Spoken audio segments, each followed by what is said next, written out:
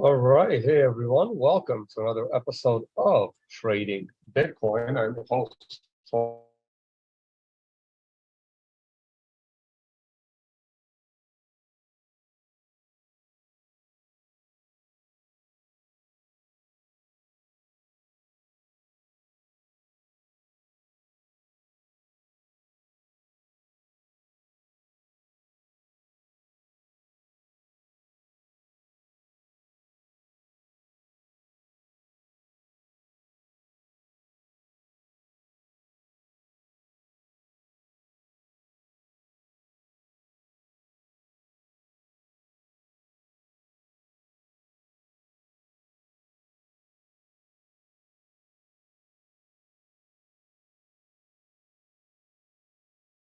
All right. So I'm having problems with both my hotel internet and my hotspot of my own SIM card.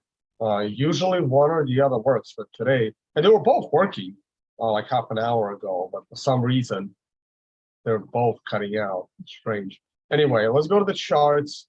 I'll see what I can show while I can still show it. And then we take it from there. Hope this keeps working. Otherwise, it's going to be a very short stream. Screen share, here we go.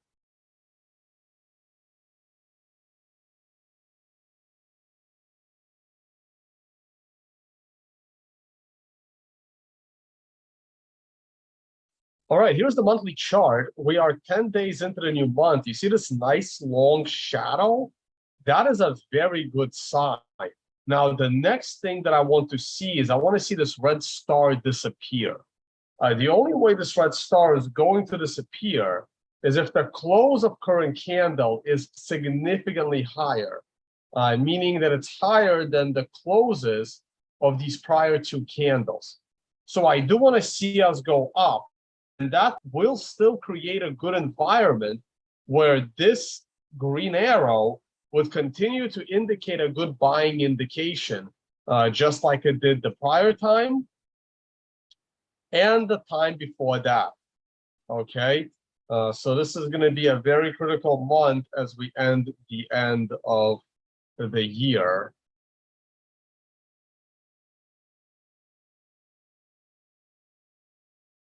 I don't know what Pump did. Sorry, Big A. Like, I really don't have time to pay attention to other people. I mean, it's great that there are so many YouTubers that watch my TA and then able to, like, comment on it and make fun of it. But the fact that other YouTubers have the time to watch my TA and then make fun of it shows you whose TA is important and whose isn't. Because I don't have time to watch other traders TA. That's not how I want to spend my time. I don't care if they're right. I don't care if they're wrong. I'm giving you my views on the market. And I think we finally got the capitulation that we needed. A big company went under.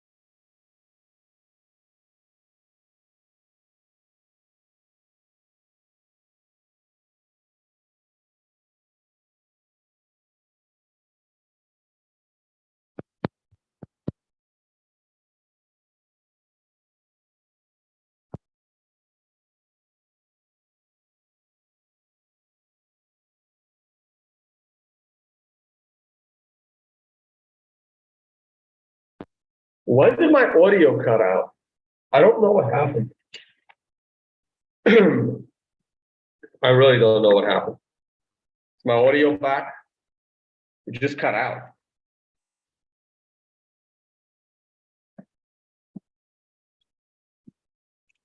Yeah. I got your messages. Got your messages. It must have just cut out, right?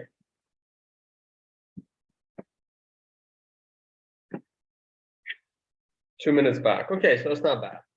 So I don't remember what I was saying, but what I was saying was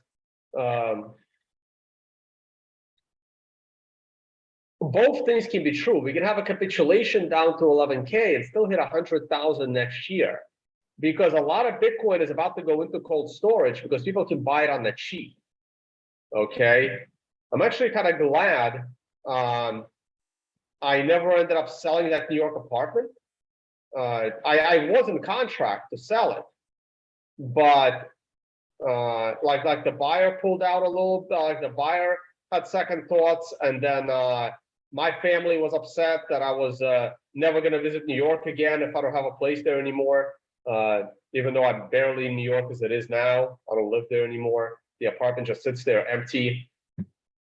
I mean, I don't really talk about where I live these days, but I mean, people that follow me around the world should have an idea of where I live now.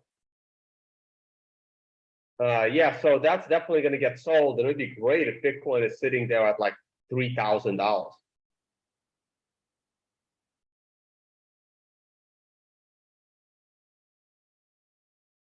Yeah, I don't know. Oh yeah. So after I mentioned Pump, like people like Pump is like, I don't know why. Like I'm sorry, I don't watch other. I don't have time to like watch other people. And the other thing I was saying is, like every now and then people send me these videos of these other TA gurus, talking about my TA and making fun of it.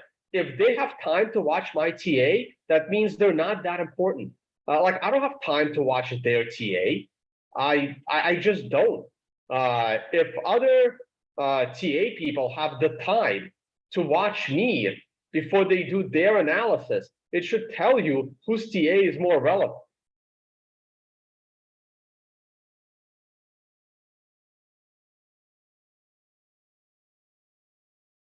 Can we go back to all-time high tomorrow? No, probably not. No, that's almost impossible. Markets don't go up like that. They only go down like that. Even Bitcoin.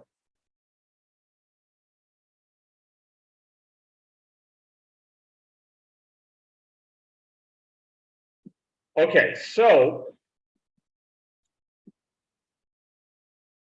we've broken the the MRI support level, but we still have to close the week below it. I think there is a chance we can close the week above this support level. If we close the week above this support level, I'm going to be somewhat confident that the low might be in. Okay, right now it looks very, very promising. This is that 4-day allocation chart. I haven't really done anything with this yet. I think I'm just going to wait and see until this candle ends and the next candle begins. Okay, because there is very little room for Bitcoin to go down, especially from the time perspective. The financial summit went incredibly well. For those that were there, this was an incredible event. This is my new homepage. Oh, actually, I have to restart it, but hold on. Our next event is not going to be until a year away. Like that, because I haven't gotten into any contracts yet. We got to flip the page over. The next event, I think it's going to be Dubai. But I'll talk about more like in the next month or something, or maybe for Black Friday. So this is going to be our next one. We're going to be doing deposits. We're going to do it a little bit differently now because I need people to like sign up earlier.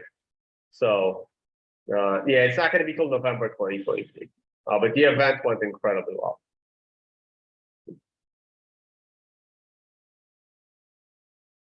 So we rebounded strong, and now we're pulling back a little bit.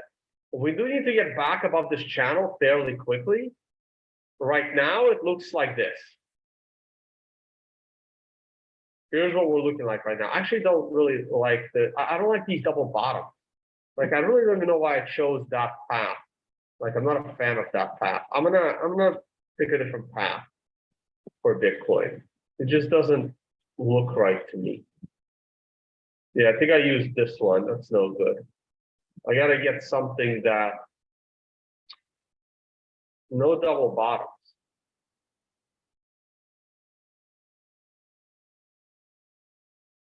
So I don't really know what happened here. Like, where's my MACD? Why isn't it like displayed? Like, why doesn't it display? Like, I really don't get it. Like, it's here, but it's not here. Like, how do I expand these lines?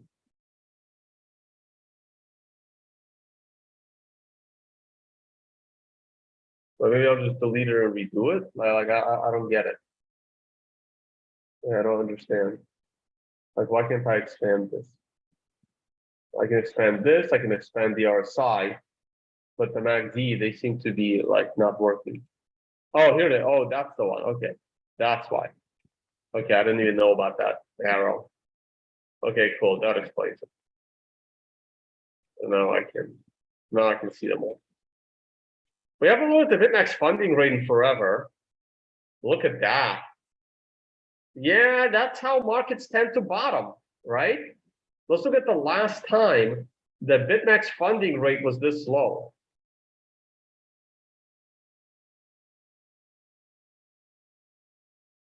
The last time the funding rate was this low was back in May 2021. Let's see what happened in May 2021.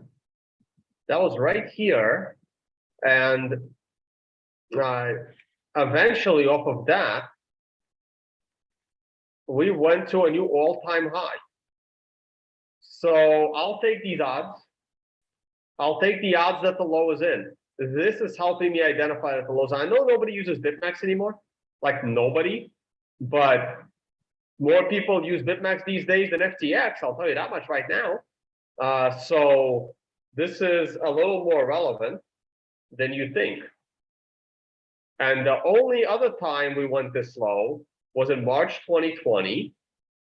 And then prior to that, well, the market was a little more volatile back in 2018, where we swung up and down. So to me, this is significant.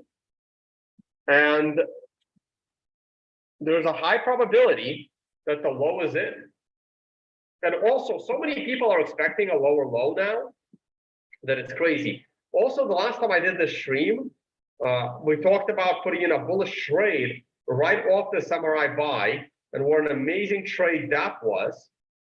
Even if you only held it into the MRI sell, that was still a very good trade. I drew this green line the moment in real time for a bullish trade, and you went up 5-6% straight into an MRI sell without your trade ever being in danger of losing money. Break even maybe, or well, better than break even, but then it pulled back for 1 to 4 candles, and then it went all the way up. Wow, we broke 18,000, and now we're pulling back. So here comes the danger zone. I take this trade off the table now. It's not necessary anymore. As long as Bitcoin stays above this prior low, we're still in a bull trend. It would be nice if it held the trend line. This would be nice, but as long as it stays above this, we're okay. So we still have a little bit of room to go down, but I would like to see this go back up and significantly up. I see a question. Bernoulli DM'd it to me. Tone, do you think a new bull run starts anytime soon or most likely after new halving? I think a bull run starts before the halving because the hype of the halving drives the bull run.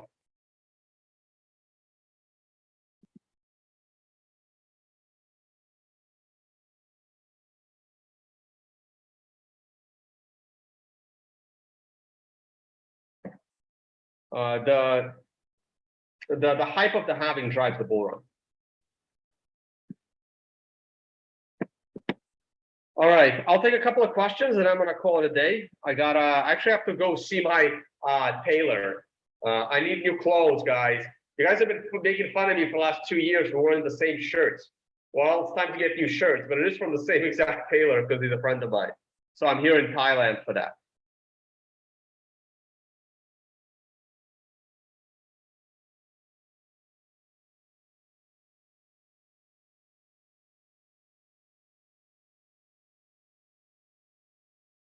Sergio is messaging me about Costa Rica. Yeah, I'll be back in Costa Rica. I'm spending a lot more time in Latin America now. I mean, it's possible no new all-time high till 2024. I still think 2023 is a very possibility for a new all-time high.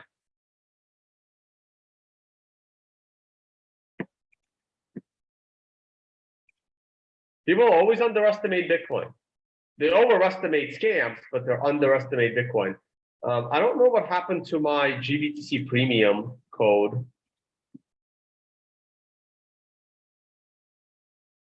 I just need to restart my laptop. Maybe it'll help. Other markets.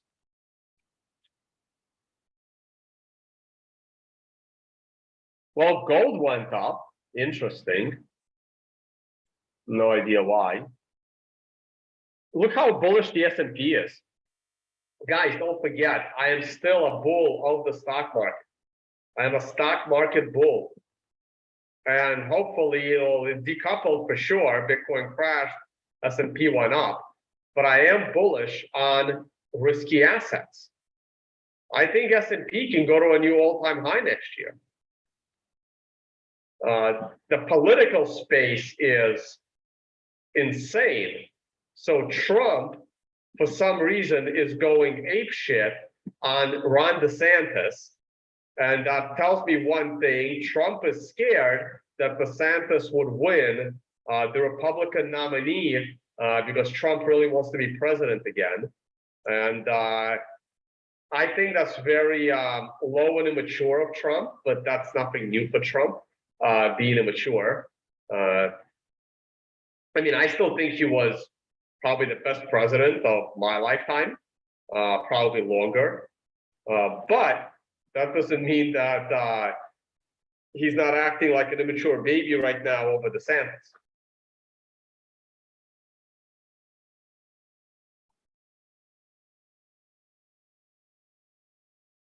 Yeah, if this channel goes political, you'll hear me be critical of Trump every now and then.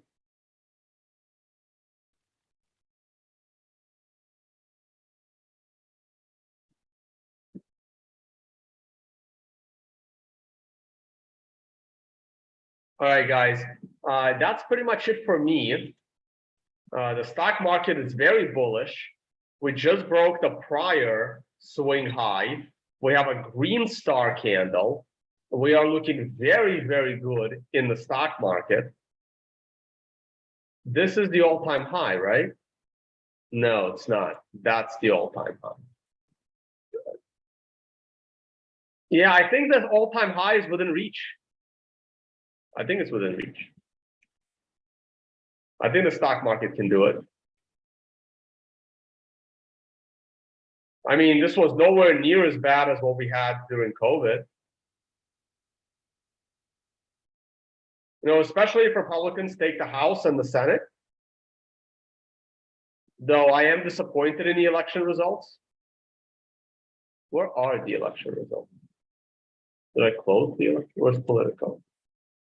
Like, here's the election results. I'm a bit disappointed. So there's still seats up for grabs. There's also a couple of independents, I think, in the Senate. But at least the Democrats won't have the majority anymore. The Georgia re-election is going to be interesting. I would like to see Herschel Walker win. This is ridiculous. This is just. This is like, I used to always like California needs to be removed as a state, like just go away. I guess now it's Pennsylvania. even though I have property in Pennsylvania. That's just ridiculous.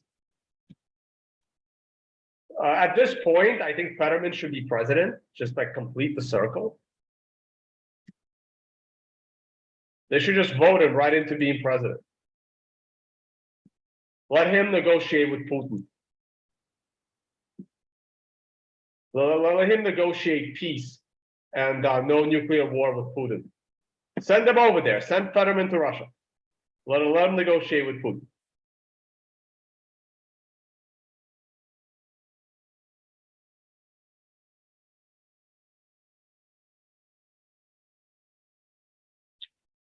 Okay, so here's the deal on Bitcoin at this point, right? This is a very nice shadow and wick. We needed something like this. Let me show you where I am not expecting a Bitcoin bottom. I am not expecting a bottom. I am not expecting Bitcoin to once again go between 15.5 and say 14.5.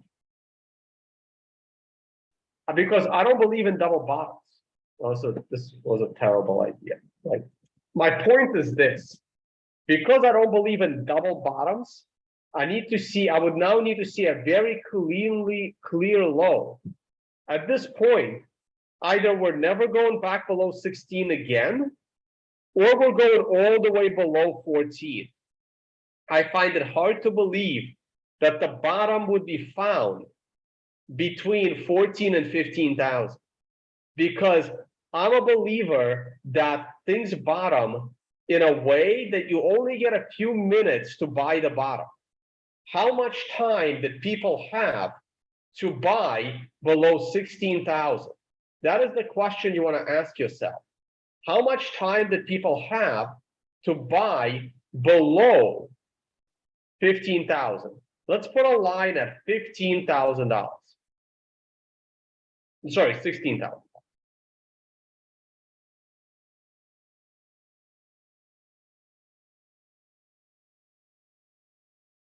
This is hourly candles. On hourly candles, you had 1, 2, that's less than an hour, and that's less than an hour. So you had 3 hours to buy below 16,000. How much time did you have to buy below 15,500? Well, the answer is 0, actually. So let's go 15,750. Here's a line at 15,750. You only had less than an hour to buy below that time, right? This is 1 hour candle. So you had about a half an hour. You had about 10, 15 minutes on this candle, and you had maybe half a candle here, like 20 minutes here, and maybe 5 minutes here, right? So you had a total of a half an hour to buy below 15,750. This is how markets bottom. They don't give you 8 days to decide whether to buy the low, okay? They either give you 9 months to decide whether to buy the low, and you don't want to buy the low because it gave you so much time to buy it, or they give you less than an hour to buy the low. That's how markets bottom. They're not going to give you another chance to buy Bitcoin between 15.5 and 16. It's either going to crash down below 14, or it's never going to come back below 16 again. Those are the choices. Now, I don't know which one I'd rather have, since I haven't gotten back to the US since August. I haven't had time to sell that condo to acquire Bitcoin. So maybe I would like to see it crash down to, I don't know, $300, so I could, throw a couple $100 grand at it. But in a way, I don't want to see that either. I'm perfectly happy with Bitcoin going to the moon right here. But this is how I view the markets. Everyone views the markets differently.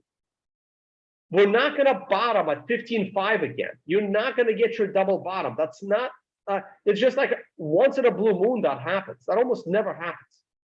So either we're going to go below 14 or we're never going below 16. That $14,000 to $16,000 range to me is going to be a unicorn. I don't expect it. If we get back into the $14,000 to $16,000 range, there's going to be another leg down. There's going to be another leg down. If we get stuck in a new channel down here, there's going to be another leg down. But I really like this funding rate disaster. So I'm slightly leaning towards we're not going below 16,000 again. But let's see what happens over the next few days.